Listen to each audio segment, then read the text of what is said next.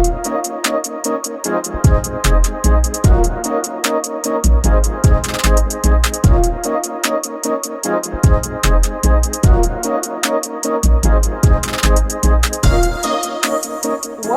to For the Common Good with Juanita, a show where we inform, inspire, and empower our businesses, our communities, and people just like you.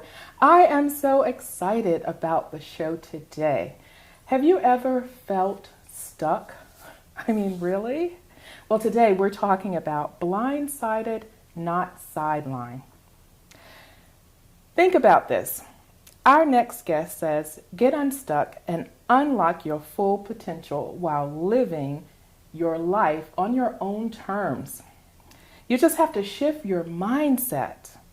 Doesn't matter about your background or circumstances. That doesn't count you out. Today, we're talking to Cori Fonville Foster, and she's a mom, a homeschool teacher, a wife, a transformational speaker, a certified business coach, and the CEO of iRock Marketable Business Solutions.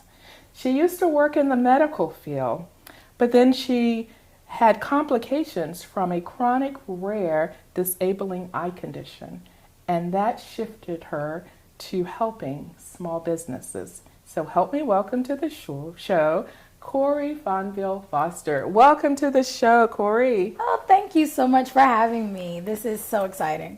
I am so happy to have you on the show. Wow, that was a lot. I know, I was like, oh, man. Oh, I can't wait to talk about how you manage all of that. Oh, man, that's so exciting. You used to be in the medical field. I want to hear some of your journey because it's, you know, many times we end up in very different places than we plan to be. And sometimes it's places where we were destined to be, basically where we were meant to be. And so I want to hear about your journey and how you ended up in business.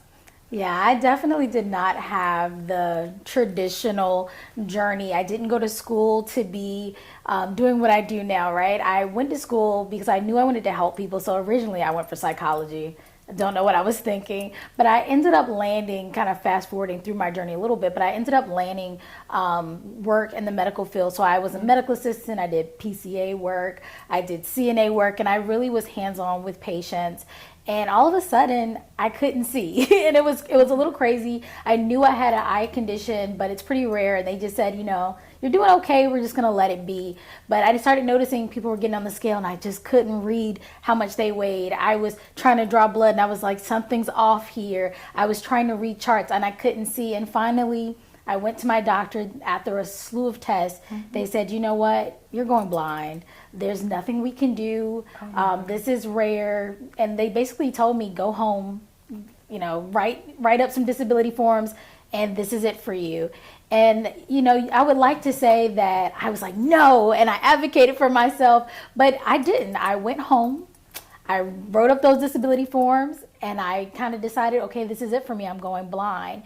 And I stayed there for a while. And literally it was like, I was just blindsided. The darkness came in, you know, that cloud of depression you see in the commercials. Oh, yeah. I was like, this is it for me. And then I don't know exactly what happened, but one day I woke up and said, this is not it. This is not it. This is not the end for me. God didn't put me on this earth just to go blind. And so I fired all my doctors. I literally just fired them all. Yes, wow. You're done. I fired them. I got a new team around me. I changed the way I was thinking about myself. And I said I didn't know where I was going to go, but I knew that just wasn't going to be the end. And so luckily I found a doctor who was willing to bet on me, and he knew that I was very serious and I was willing to risk it all. And he did a surgery that gave me some sight, which was really great. I'm still legally blind, and that has its own set of challenges. But through that, I realized I can do a lot of stuff. I'm pretty strong. And so I said, okay, well, I can't go back into the medical field, but what else can I do? And so I started this little like soap business, right? I'm out there peddling my wares. I was like, I can make some soap and, you know, interact with people because I wanted them to feel good about themselves. And then I was like, this is kind of fun. But I realized a lot of people were struggling to make real money doing like these little vending businesses. So I said, well, how can I help these people? And so I did like tons of research. And through that research, I realized people needed help with marketing. They needed help with building their businesses, scaling their businesses. And that landed me, look, I'm kind of making it shorter than what it was, but after a little while, it landed me into where I am now, owning a small business marketing firm and helping amazing small businesses all over the U.S. What an incredible story. I was taking this journey as you were describing your journey, and just such a powerful testimony, really, about resilience. It just took a lot for you to be where you are now. But I think the moral of the story is you didn't give up, because you could have. And there were so many times you probably felt like giving up. But then the resilience that you have to continue to forge ahead. And so now you have the opportunity to help so many people who are in business. So I want to talk about that a little bit. And so the preparation you have, what do you feel helped you the most in business? Because you've been in business for a while now. And so what has helped you the most in terms of preparing you to do this? I think just the understanding of, you have to be a lifelong learner. You have to be willing to say, I don't know how to do this, but let me find out. I don't know, like if I wanted to record something, I don't know how to record. Let me go find somebody to help me do this. Let me outsource. Let me get in rooms where other people have been where I want to go. And that has really made the difference. I was willing to bet on myself, invest in myself. And that has led me to be able to really scale my business pretty quickly. I've only been in business about 3 years, and yet I've been able to build this amazing team and help so many people by just being open to opportunities. Do you share your story often? Not often enough, I've been told, because sometimes you want to, be more, I guess not humble, but just be more reserved. And you don't want people to judge you, right? Like, I am a legally blind person doing marketing of all things. And so people are like, well, how do you see? How do you do this? How do you manage that? Because you're disabled. And I don't like that stigmatism, but I realize now I have to tell my story because there are other people out there like me, right? There's other people out there that's like, oh man, I can't do this and I wish I could do that. And if I do tell my story, then they're able to say, I can do it too. Right. I have no excuses. I can do, if you could do it, I can do it as well. And it's such a powerful testimony. I think it moves so many people to go beyond, to step out of their comfort zone and to just go for it. So thank you for sharing that. We're going to take a short break and we're going to hear more from Cori when we come back. Don't you go anywhere.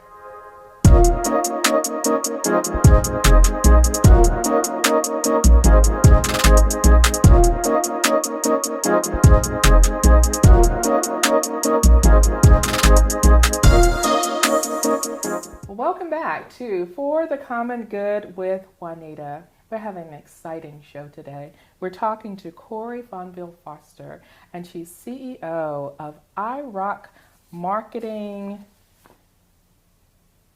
Business Solutions, and she's talking about her journey. Why don't you pick that up one more time? Oh, thank you. I got like Redo that one. brain fuzz there. Okay, let me know when you're ready. I'll give it an extra minute too. Welcome back to For the Common Good with Juanita, and we're having an exciting show today. We've been talking to Cori Foster, and she is CEO of iRock Marketable Business Solutions, and she's talking about her journey in business. But the question that I have to ask her is, how do you balance it all? Because we're talking about mom and wife and full-time business owner and then coach and CEO. Okay, so what's the secret here? So the secret is knowing ahead of time that it's not always going to be a balance. People ask me all the time, like, how do you balance, right? Because everybody wants to know, like, let me know so I can do it too. But honestly, I go into every day knowing that things are going to happen. And my job is to not fall apart in the midst of it all. And I tell people, because they're like, oh, I want to homeschool my kids. I want to stay home, especially because of the pandemic. And I tell people, just make clear expectations with your family. My family understands that I have a condition, and sometimes I'm not able to show up the way I want to show up. Because of the way my eyes work, it actually controls a lot of my body stuff too. So I might wake up with aches.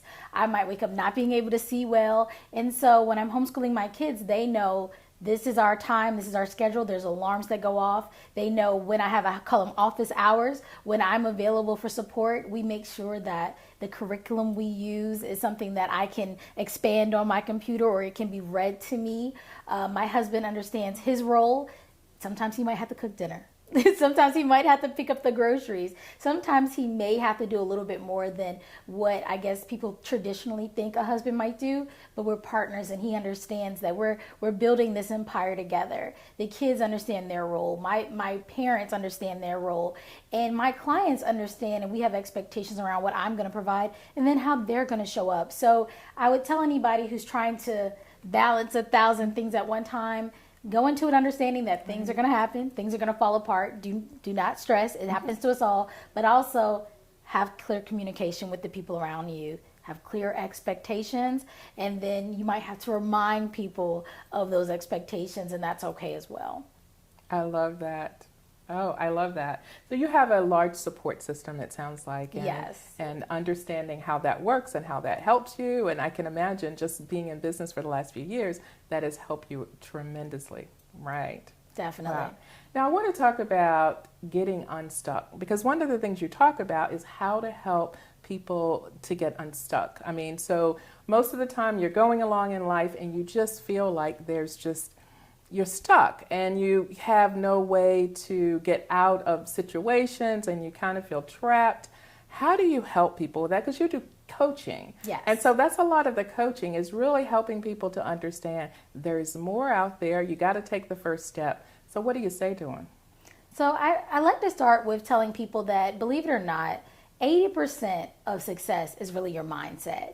Because if you tell yourself you can't, then you've already lost the battle. Mm-hmm. And so we really focus a lot of our time on mindset shifts. How do you talk to yourself? Right? It's one thing if you wake up in the morning and say, today's going to be a great day. It's another thing when you wake up in the morning and say, I'm exhausted, I'm tired, I don't want to go to work, I don't want to have to get my kids ready. And then what's going to happen? Your day's going to go just like you set it up to go. So we talk about setting yourself up for success, right? We talk about speaking to yourself in positive ways. We talk about being clear on your intentions, on your goals, and then following through on those things. Because if you just say it, that's one thing, but then taking that next step. So I would say, if you're trying to get unstuck, really know where you're trying to go. Because if you're stuck, okay, that's fine. We've established that you're unhappy with where you are in life right now. But what is, sometimes people don't know where they want to go. That's true. They're really stuck, and they really don't have the passion for anything, or they don't really know what their passion is. And so how do you sort of help them on that journey to discover that? I mean, from a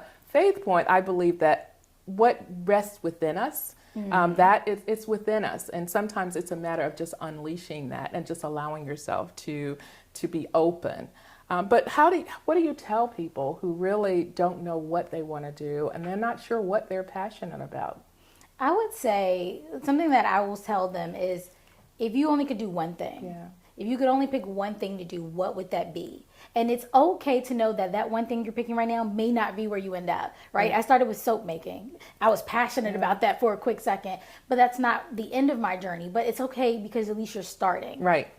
And that's the goal. Start somewhere, and then as you learn and move throughout that environment, then you'll move into things and find what you're passionate about. But you'll never find that if you don't start. So just start somewhere and then build from there. Exactly. Oh, I love that. Okay, did you get that? You just got to get started. And I think that's the biggest part sometimes, is you need someone else to help you and to tell you that you just need to start someplace. And it may not be what you think you're going to do for the rest of your life, but just get started. And sometimes that motivation is what we need. Yeah. But I love the part where you talk about what we feed ourselves in terms of thoughts. Is every morning when we get up, what's the first thing you think? Every evening when we go to bed, what do we think before we go to sleep? And telling yourself those things over and over and over again makes a difference. So if they're negative, then you're going to have a negative experience. You're going to have a negative experience. And everybody around you is going to have a negative experience also. It's like, there's a story about, someone gets up on wrong mindset, right? And then the dog gets in the way and, gets angry at the dog, and then he goes to work and he gets angry at the employees at work. But it sort of follows you the entire day, and you sort of can't get past that. And then you go home and say, oh, I had a horrible day, and it's everybody else's fault. It's like, but you started it. But you started it. Oh, yes. I love this. I love this. So mindset. So you talk a lot about mindset, I can imagine, in your Definitely, business. because if that mindset part isn't there, you're going to really just be struggling. You're going to be pushing every day against the grain to get where you're trying to go. But if that mindset is in a place of growth and it's in a healthy place, then the sky's the limit, because you're open to everything the universe is ready to give you. Oh, I love that. I love that. Wow. You've been listening to Cori Fonville Foster, and we've been talking about changing your mindset. Now, this is really, really important, because whatever you believe is what you can achieve. So make sure that is something positive. Make sure that you have that positive outlook. And it's not always easy, but it really makes a difference in your world and your day-to-day, because in essence, we're creating our own world around us. Exactly. Yeah. Okay, we're going to take a short break. You've been listening to For the Common Good with Juanita. We'll be right back. Don't you go anywhere.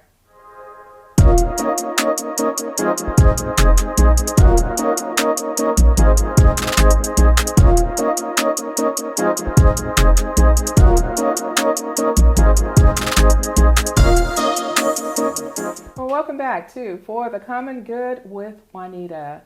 Wow, we're having a great show today. All kinds of nuggets and information for individuals who really need coaching. It's really important, I think, for everyone to have a coach or mentor or someone. We all need that. And we may mentor other people, but we need mentors ourselves. Yes. So this is for everybody. But Cori Fonville Foster is here, and she's talking about her business and work with coaching and her clients. But I wanted to ask you, Cori, because the work that you do with businesses, it's really important, because if a business came to you, someone just starting business, and I'm thinking about the statistics now, most businesses by the end of year one, 50% of businesses have gone out of business. And by year 5, that number reaches 60, 70% according to the Small Business Administration. So what would you say to someone who's really not doing as well as they expected to do, and they've been in business for a couple of years and they don't seem to be going anywhere? What would you say to them? Well, when people come to me in that scenario, and that happens a lot, this is not uncommon. People go into business for whatever reason. They decided, midlife crisis. They've decided a passion project. They've decided they want to, build an empire, have legacy, and all that stuff. Whatever their reason, they jumped in business and they realized that they don't have all the knowledge or the tools they needed, and so their business isn't going where they want. Something we do is say, don't compare yourself to other people. We're going to take that away. Take the old expectations away, and let's look at where you are now. Let's see exactly what's the real. We call it a SWOT analysis. They do it a lot in businesses. We look at their strengths. We look at their weaknesses. We look for opportunities that they may not have thought about. And we also look at threats to their business. What is standing in your way? And oftentimes it's them. We go right back to that mindset. Threat, right? Yes, you're the threat. You're not listening. You're not learning. You're not open to the opportunities. But we look at that and we get really real. And then we say, based on this information, where are we trying to go? And then we set up clear goals. Clear goals. And I like to say, I'm not going to reinvent the wheel. SMART goals work, right? That specific, measurable, attainable, relevant, and time bound. We make those SMART goals for them. And then we add a little extra layer by adding in some action items. What are we going to do, not in a year? What are we going to do in a day? What are we going to do in a week? What are we going to do in a month? Because most of us suffer from chronic procrastination. And if I say, oh, we're going to have this goal, we're going to hit 100K at the end of the year, that sounds great. But if you didn't do anything all week to get to 100K at the end of the year, you're not going to get there. And so we say, no, if we're trying to get to 100K at the end of the year, how much is that a month? How much is that a week? And I literally would tell my clients, you don't know how hard to push yourself? What's your daily goal? Don't go to sleep until you hit it. I don't care if that means reaching out to friends, family. It doesn't matter if it means sending Facebook messages. Reach out to people till you hit your daily goal, because then the next day you do the same thing. The next day you do the next thing. And then at the end of the year, what do you have?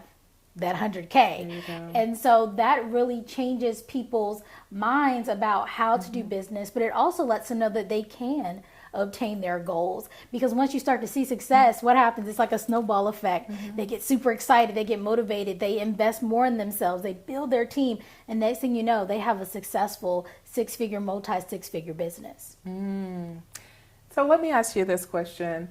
Talk about being resilient, and you know, your whole life seems resilient, especially with starting the business. But in business, working with a client, what has been your most favorable, I guess your favorite story that you have in terms of working with a client or working with another business? Yeah, so I'm a little biased, but my favorite client has to be my mom. She actually started her business before me. It's called iRock Crafts and Confections. Like, we kept the iRock in there. And she actually is just an amazing person. She knows how to sew, and she's crafty, and she bakes these amazing cakes. And she was doing all this and wouldn't sell it. Just wouldn't. Somebody would say, "What do you do for a living?" And she would tell them her 9-to-5 job. And I said, "You know what? I'm gonna help you. Like, we have to do something about this." And so we told her one day, sell a blanket. Just sell it. I don't care how much to sell it. And when she sold that first blanket, you should have seen like how lit up she was. She was so excited. Then she sold her first cake, and then she sold her first wedding cake. And then it just snowballed. And then she realized, like, she loves seeing people happy, and she likes to make memories. And then she said, "You know what, I want to take it to the next level." And she's evolved from just that little baker, that little crafter, to now she teaches kids how to do the same thing, how to be empowered through doing crafts, through doing baking, and doing all kind of cool things. And she wants to support our community. And it's not always about the monetary gain, right? It's not about making millions of dollars, because that's not why she started. Exactly. Wow, look at that. Now she feels fulfilled. Now she doesn't work a 9-to-5. She's a full-time entrepreneur. And so because that story's so personal, that's definitely like my favorite client. Oh, what an excellent story. Yes. Oh my goodness, that's so passionate. So for the viewers watching today, what would you say to them, to that viewer watching today, that's sort of right on that verge of, you know, a breakthrough or wanting to do something different but just can't seem to get there? What would you say to motivate them? I would say, don't give up.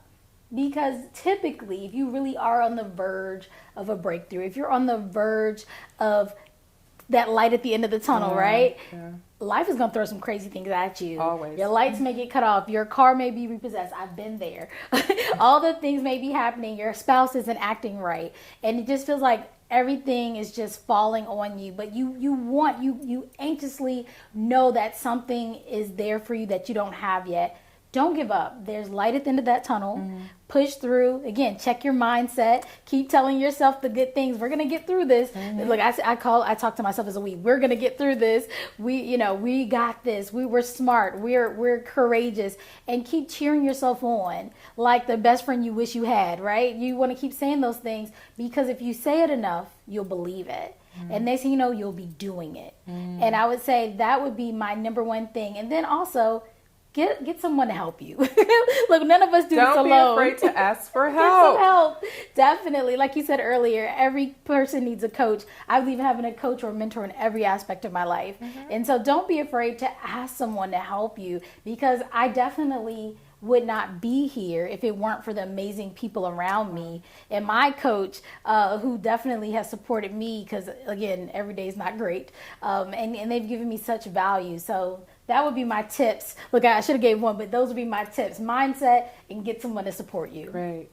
Wow, this has been excellent. Thank you so much, Cori. You've been listening today with our guest, Cori Fonville Foster, who is CEO of iRock Marketable Business Solutions, and it sounds perfect. I rock, and you do rock. Thank you. So tell the viewers how they can reach you. Definitely. You can reach us at iRockMarketableBusinessSolutions.com and look up iRock, that's IROC, Marketable Business Solutions, on all your social media platforms. And she's definitely has a presence on social media. So you will find her. So thank you again, Cori. Thank you for having me. And thank you again for tuning in to For the Common Good with Juanita. See you next time. Thank